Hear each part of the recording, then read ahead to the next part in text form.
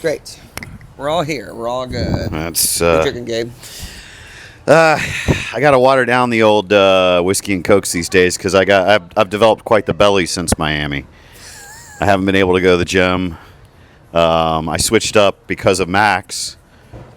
You saw me drinking whiskey and cokes, so I'm trying my damnedest to get away from the whiskey and cokes back to the bourbon sodas. But I was craving sugar, Yeah. Tough life. So you just had more whiskey?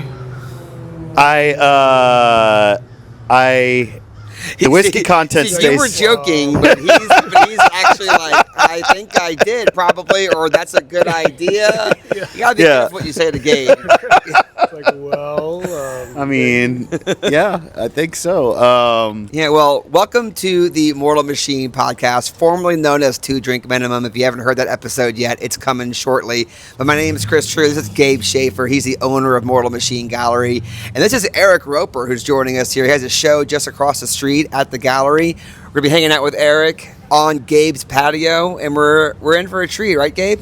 Indeed. It's been a treat thus far, and we're going to keep on treating ourselves. Yeah. Yeah, speaking of whiskey and more whiskey, going to keep treating ourselves. Yes. Have you treated yourself, Arik, since you've been in town? in what sense? It's a little personal. I gotta be careful what I ask this man as well. All right.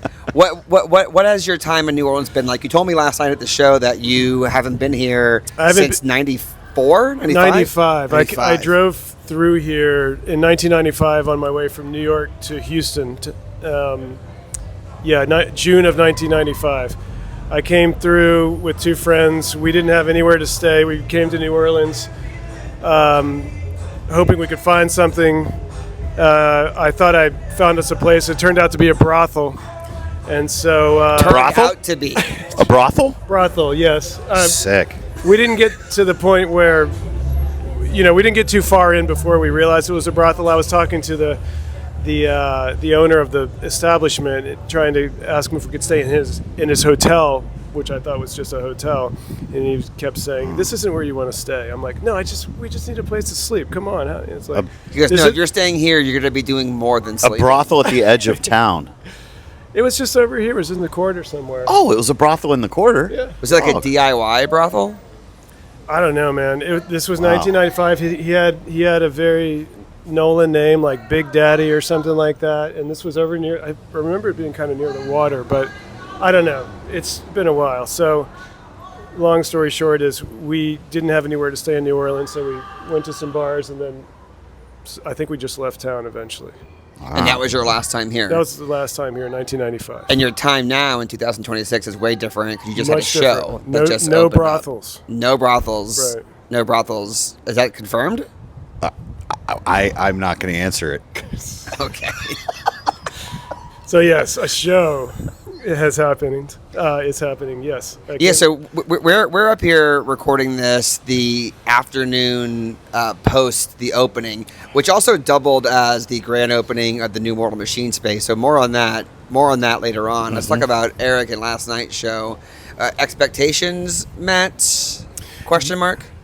Yeah, I didn't really know what to expect in terms of a turnout because I've got some friends here and some family, but it's January, it's after the holidays. It doesn't seem to me like it might be the ideal time for a show, so I didn't really know what to expect. But it seemed to me the turnout was good, and the presentation is definitely very good. I like the red room and the warm glow that comes off of it. So yes, my expectations have been met in terms of the quality of the presentation, and I think the turnout was good, and I had a blast. Yeah, and of course, Gabe is responsible for the vibes down there at his gallery. But Gabe, question for you: this is a strange part of the calendar for New Orleans. Post holidays, pre-carnival, the early stages of Mardi Gras is happening as we speak.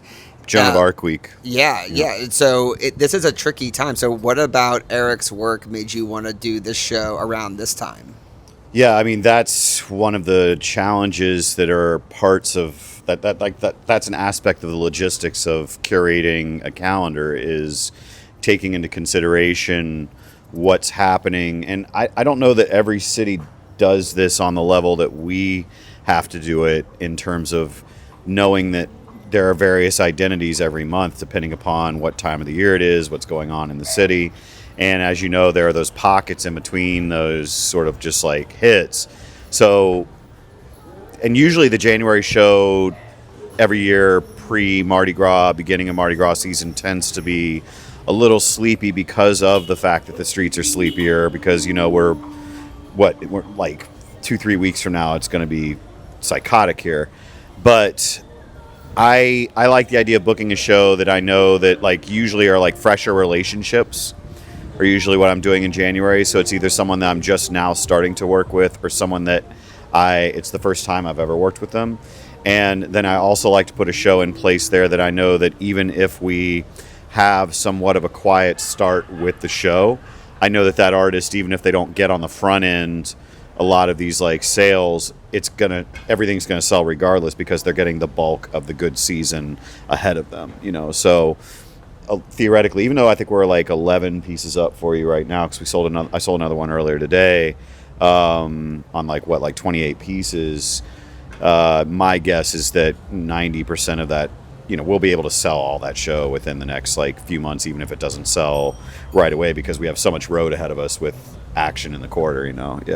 Yeah, so this is for sure not normal. Going back to what you said about planning a calendar, like New Orleans, we have so much more to deal with. On the flip side, so much more we get to do year round. But yeah, I mean, Mardi Gras is a monster. Yeah, I go through this every year with my comedy shows, Eric, where I'm like, what do I even attempt to do? Because at a certain point, people are not wanting to buy a ticket to go sit still somewhere. Yeah, totally. So I'm curious, how much, what are the similarities between that and y'all in the art world? But last night was a huge success. Yeah, I feel great about last night, because what date am I in right now? January 10th? Yeah. So, for this being, come on, bro. Like, typically it's ghost town, which it kind of is right now. This doesn't feel like a Saturday. This feels like a very quiet Saturday. Because what are we at? Like 5:30 o'clock? Like normally busy time. There's just bodies everywhere down there at this point. So, to be able to hit it during a quiet zone is really, really great. And it's a healthy combination of clients in other parts of the country, along with folks that walked into the space, which that's always a good sign when you're getting a balance of both things. Yeah. So, Eric, what's your Mardi Gras experience? I've never been. Ever? No, I mean, I just told you my New Orleans experience. But that was the one and only time. Yeah. Wow. Yeah. So I've never been to Mardi Gras. Wow. Yeah. No. Okay, what do you think Mardi Gras is? You won't get in trouble, whatever you say. I'm just curious. Guaranteed, yeah. I don't think I can say anything more crazy than what it is.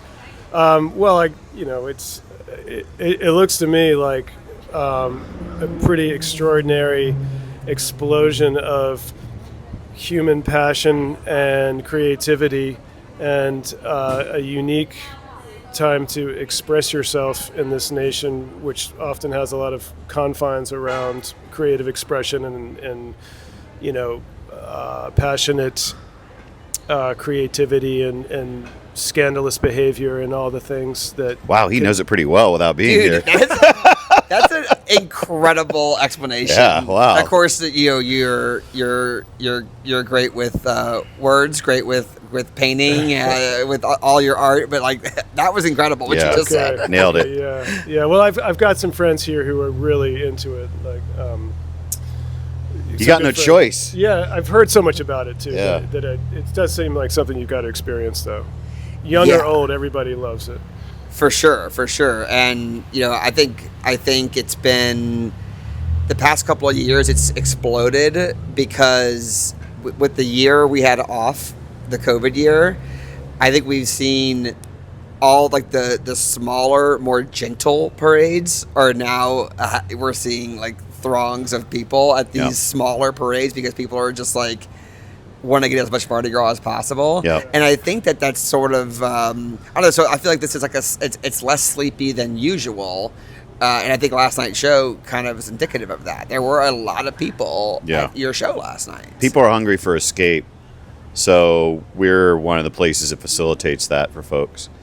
So I have a lot of hope and faith for New Orleans in the coming years now that we're transitioning into our new mayor this weekend, Helena Moreno taking over, and there's more of a unity between her and the city council. I'm hopeful that that the city's going to capitalize on understanding that it has a very special role for the country when it comes to a place that people can come to and allow a part of themselves to emerge where they typically keep it contained in their day-to-day lives in other parts of the country, and we facilitate that for them. So I think that dream and escape is going to be, as this dystopian environment continues to play out, that it only becomes more and more valuable for people to be able to have a place they can go to and feel safe to do that. I have a question. Am I right or wrong that there were more young people, like kids, teens, at the show last night than an average art opening? True or false? Well, if you're talking about a show that's geared towards the old rock pile audience, that those tend to be the shows with the largest amount of New Orleans youth. You got to tell Eric what you mean by rock pile audience.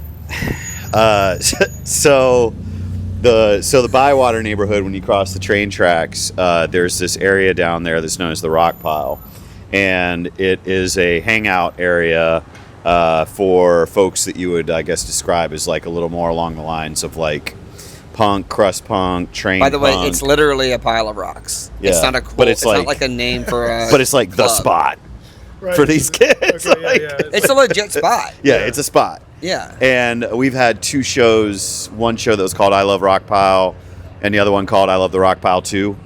And both those shows were just like, we would shut down the intersection because it was just fuck tons of just like kids, punk kids and all that.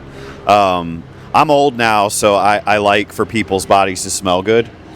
But like these young kids like don't mind smelling real feral. Yeah. And very feral show in terms of like the visceral experience of it sensory wise. But in fact, it reminds me, my original gallery manager, when she moved here from LA, really, really like incredibly charming, intelligent, and very, very attractive young lady, Elsa Burkhart, gorgeous French vampire. She moves to New Orleans, and this guy wants to take her on her date. It's her first date she's ever gone out in New Orleans on. And this dude is like telling her that he's going to take her to the Rock Pile, and she thinks it's like the name of a bar or a restaurant or whatever. And they show up, and they're walking up to the Rock Pile, up to the quarry, and she's like, wait, she's like, so you're actually taking me to like a pile of rocks on a date? He's like, yeah, this is where everybody hangs out. She's like, I'm fucking out of here. Just like, she's like, what are you going to murder me, bro? Like, what is this? Like, and now they're married. I wonder if any weddings have ever happened at the Rock Pile. 100%. It's the most inexpensive wedding venue in New Orleans. We need to be booking those weddings. Yeah. What is a wedding planner for the Rock Pile's life like? Yeah, they get paid and Bridezilla at the Rock Pile. That sounds amazing. Eric, what does your audience tend to be like? I'd say mostly they tend to be the guys and girls with the cutoff jean vests and the long hair and the facial hair if they're men, and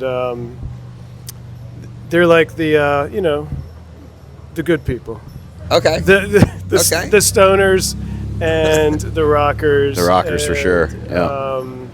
But also, the heads of all sorts, the psychedelic heads, the appreciator of comics and science fiction and fantasy and stuff like that. There's a nice cross section of those people, right? Yeah, and a lot of it overlaps with music and bands, obviously, because of the bands I've worked with. And yeah, we can't do this episode and not talk about the bands you've worked with, right? Yeah.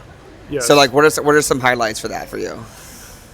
Well, obviously, Sleep is the most well-known of these bands and the one I'm probably most closely associated with. I've done a lot of work for them. They're old friends of mine, and so a lot of my career I owe to their popularity as well, because my art really went on a journey with them. It went where they went, and they achieved a multi-generational level of success that most bands can ever hope to achieve. It's almost unpredictable. I mean, I think that they're almost up there with bands like the Grateful Dead when it comes to cult status and appealing to multi-generations. Like there are kids who are teenagers now who like them, who weren't even born when those albums came out. And so when they meet me, it's like meeting, somebody an older person they admire.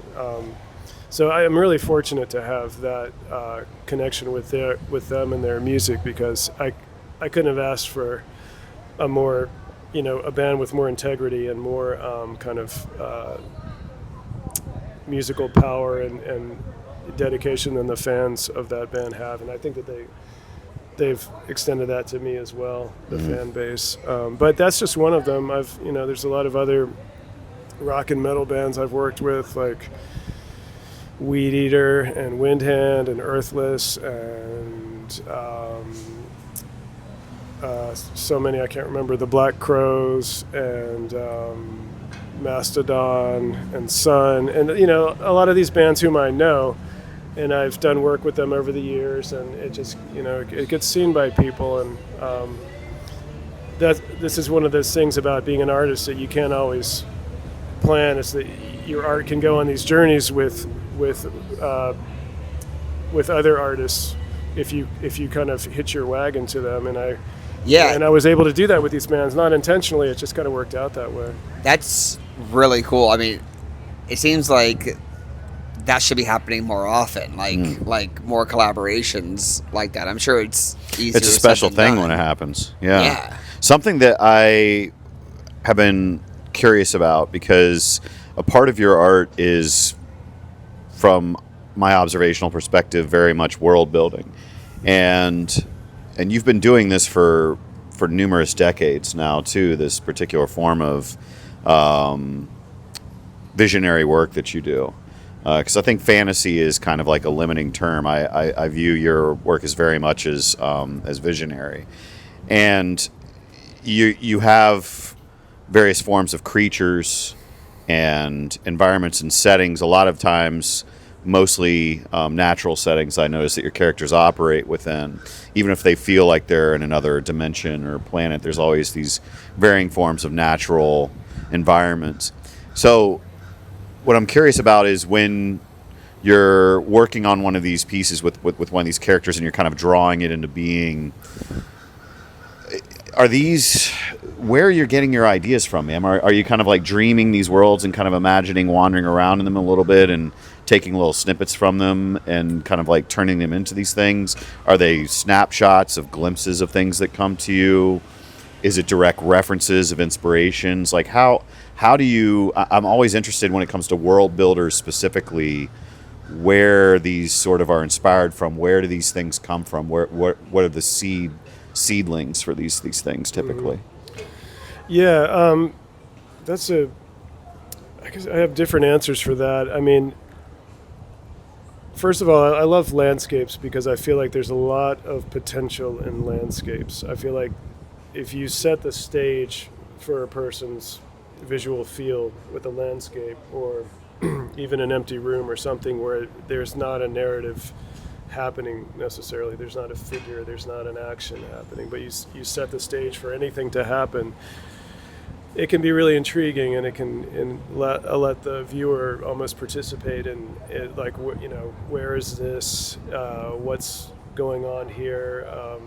I feel like it allows the mind to kind of take its own course in a way. When I like mysterious landscapes, things like that.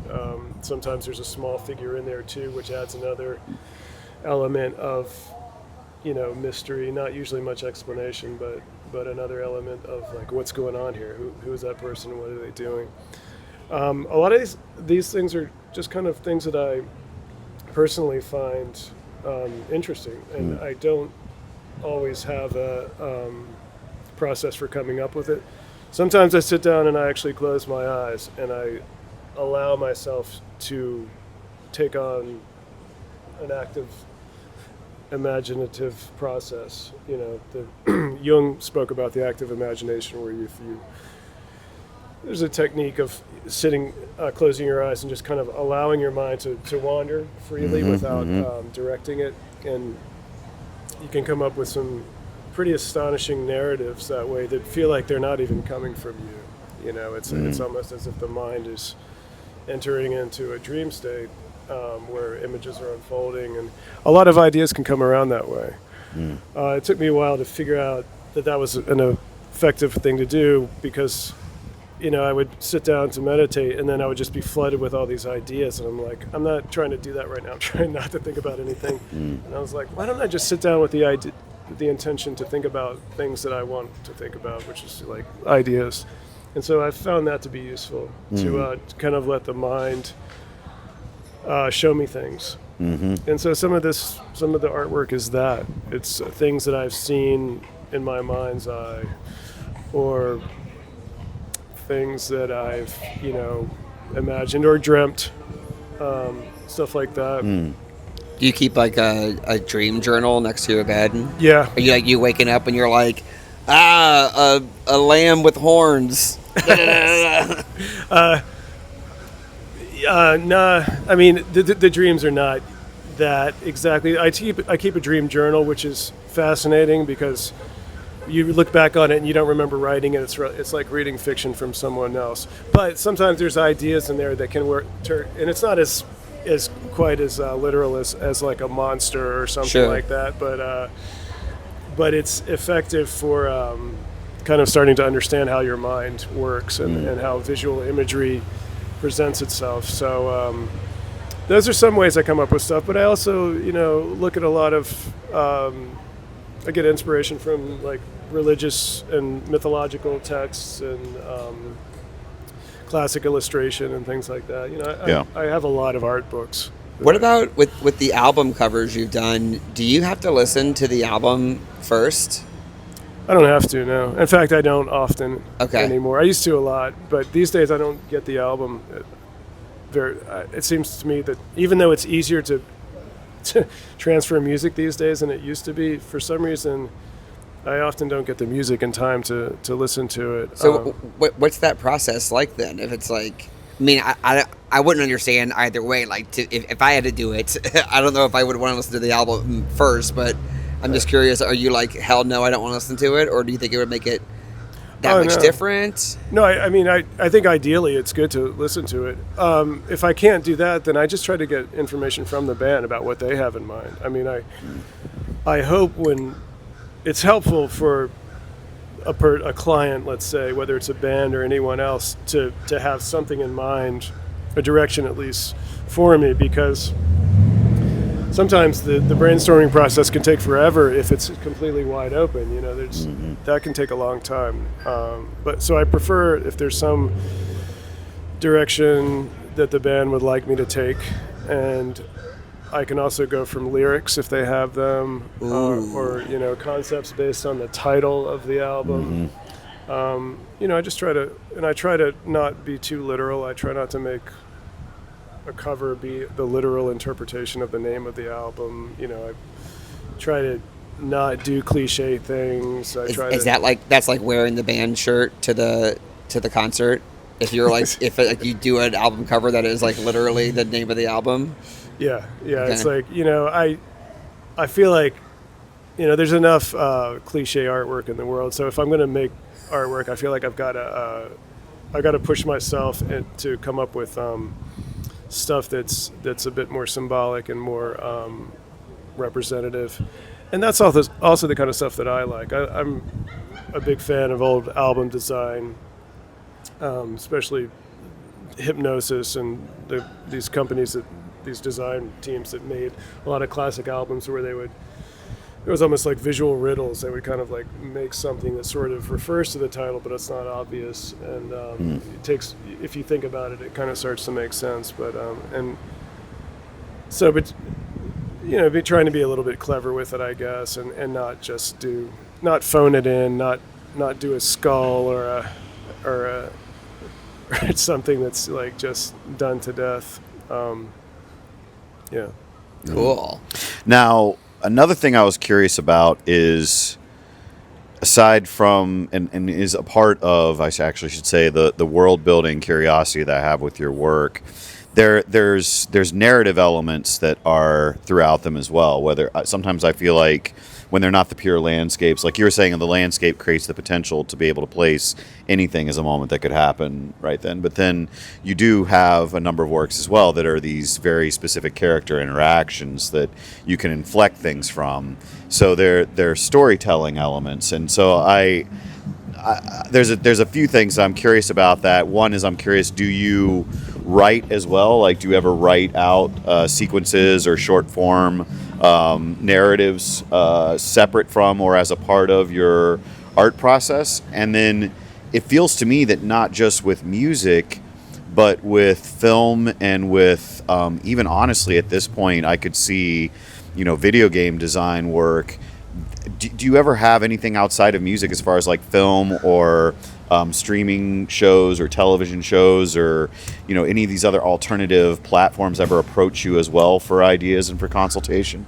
Yeah, I've done video game work. I've done a lot of like some design work for some video game companies. I've done games, RPG games. Exactly. Yeah, that's what I see. Yeah, like dungeon crawl RPG games. I've worked for Wizards of the Coast making magic cards. Oh yeah, of course. Like I can see that being a big thing. Yeah. Yeah, it obviously lends itself quite. Anything film wise though, because you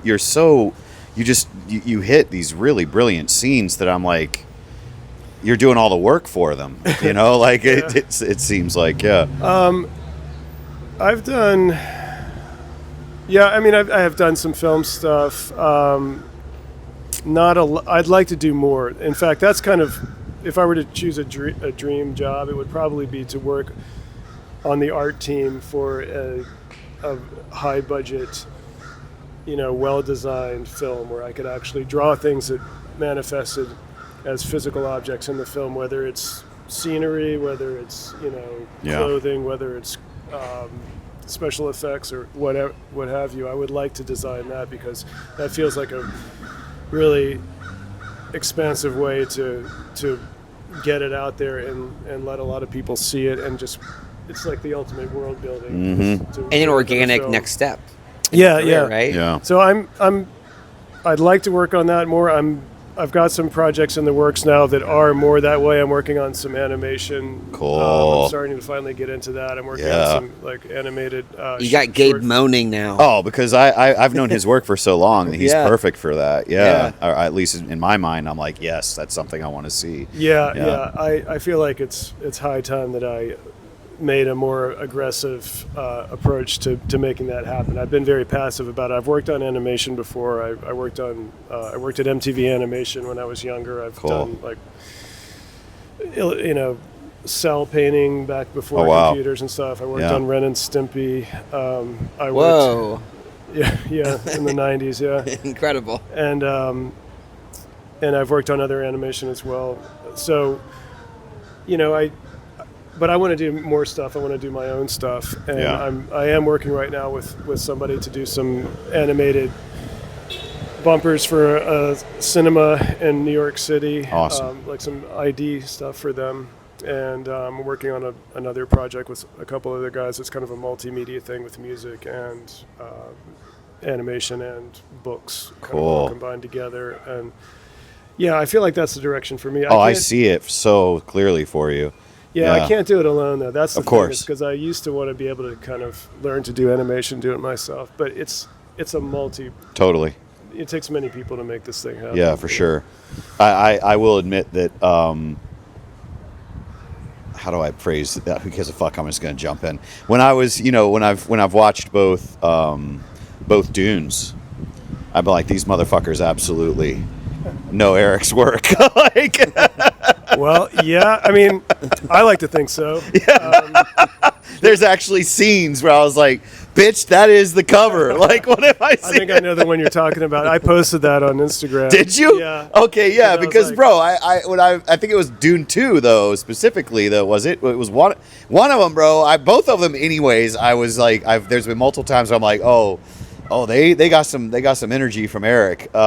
But there was a specific scene I remember seeing, whether it was in 1 or 2, whether on the damn dunes. I'm like, yo, this is, and even down to the costumes, like fully inspired by. Yeah, I can't prove anything, but I still pretty sick bragging rights, even though it doesn't help pay the bills. Yeah. I suspect, and I don't think it's too far fetched to suspect that the cover of Sleep's Dope Smoker was on the mood board for that film. Absolutely, dude. I think the artists had that on their mood board. I think that was one of the images of others, that they were looking at. Maybe more than some others. Yeah, you're right, because there's one scene where I was like, wow, that's very striking. Was it the biggest thing on the mood board? Sounds like it. Well, it's definitely a big part of it. I mean, but I guess there though links up a further question, which is when you were creating that imagery for Dope Smoker, was that inspired by Frank Herbert? Was that inspired by Dune? Yes, it was. Yeah. So it's kind of full circle in that sense. Right. But I do know that people who worked on that film are fans of Sleep. Yep. Like 2 of the actors, and the director himself has worked with a member. Okay, one of the people who was in the band Ohm, Robert Lowe. He did soundtracks for Denis Villeneuve. Oh yeah.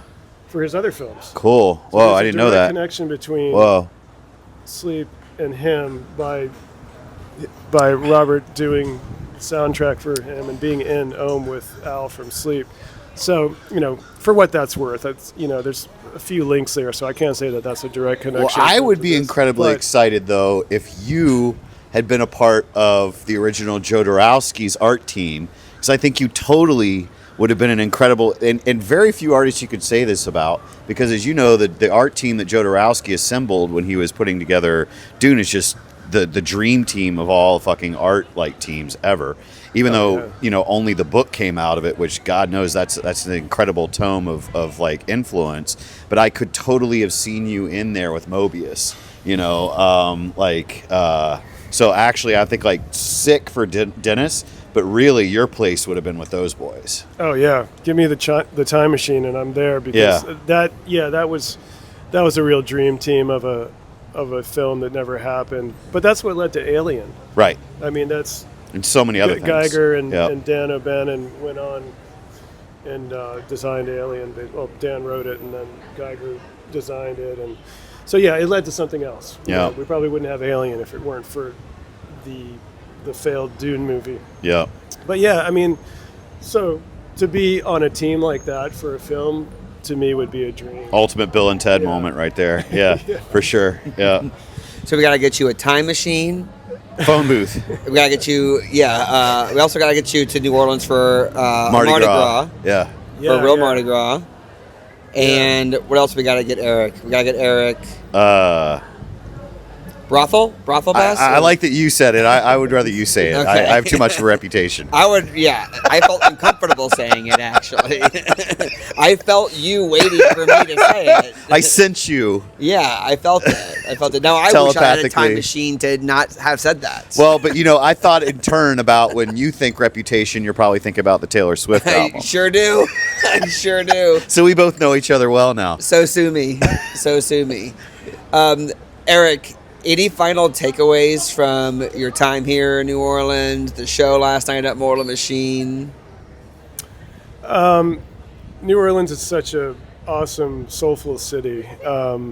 It's really, I said last night to somebody that of the cities I've been in the U.S., which is, all the big ones and a lot of other ones too, I think New York and New Orleans probably have the most soul, and New Orleans has its own flavor of it that surpasses New York in some ways in terms of serious individual creative spirit, unfettered, which and unpretentious. Yeah. Which differs from New York in a bit. Very much. That part differs in a big way. Yeah, and that's a common theme that we're seeing talking to the guests that come through, and the short life of this podcast is everyone speaks so highly, not only the gallery but also of the city, and that's one of the missions of this podcast is to, Yeah. is to showcase the city, showcase the artists coming in, obviously, and talk about what we love about art and New Orleans. Yeah. And I feel really good that we just crushed this one. Here on your porch, Gabe. Another victory. Yep. On to the next one. On to the next one. Yep. So thank you all so much for listening and or watching. We are in a transition phase, bringing this podcast from the 2-drink minimum. Chris, I'm not spoiling it. Cody lost the belt. He did. To Drew McIntyre. What said a not- fucking twist. This man has had this much whiskey, that much club soda, and is squeezing in her pro No, you don't wrestling understand. reference. I will see shit before him because I got it all on my phone and I got to hold it in until like tonight. I was like, did you watch what happened? And I'm thrilled about this life that we live. Yes. You know? Like, yeah. And listen, my homework today was to get more familiar with Erik's work, to take in all the photos I took last night, and to make sure I watched SmackDown before I saw this man. Before I spoiled 'Cause it he with was my going body to language. he was going to ruin it for me. Erik, thank you so much. You gave us your final words. Gabe, you want to give us any final words from yourself? Looking forward to sleep. Not the band, but the actual The sleep action. in about like 48 hours. But we're hammering down. We got a second location open now, gang. So when you come to town, we've got more going on, and I'm working my ass off right now to add some extra programming in this year, so we make sure that both spaces have got plenty to keep everyone entertained with. Yeah. Incredible. And stay in touch with all the Mortal Machine socials.